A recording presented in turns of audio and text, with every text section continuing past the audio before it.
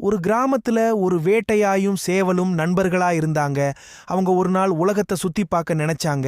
அதனால எல்லா ஊருக்கும் போகணும்னு முடிவு செஞ்சாங்க. பக்கத்து ஊருக்கு போக காட்டு வழியா நடந்து போறப்ப இருட்டிடுச்சு. அதனால அன்னைக்கு ராத்திரி அங்கேயே தங்க முடிவு பண்ணுனாங்க.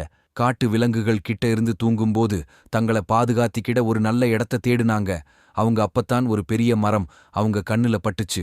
அந்த மரத்தில் இருக்கிற கிளை சேவலுக்கு பாதுகாப்பாவும் அதே நேரத்துல நாய்க்கு பாதுகாப்பா மரத்துக்கு பின்னாடி ஒரு பொந்தும் இருந்துச்சு.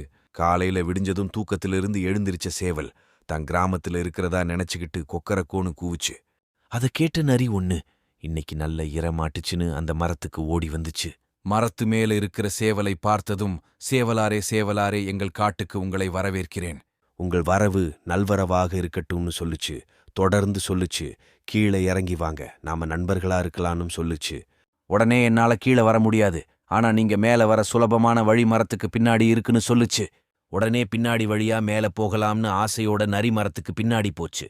அந்த பேச்சையெல்லாம் அமைதியா கேட்டுக்கிட்டு இருந்த வேட்டை நாய் நரியை அடிச்சு துரத்திடுச்சு.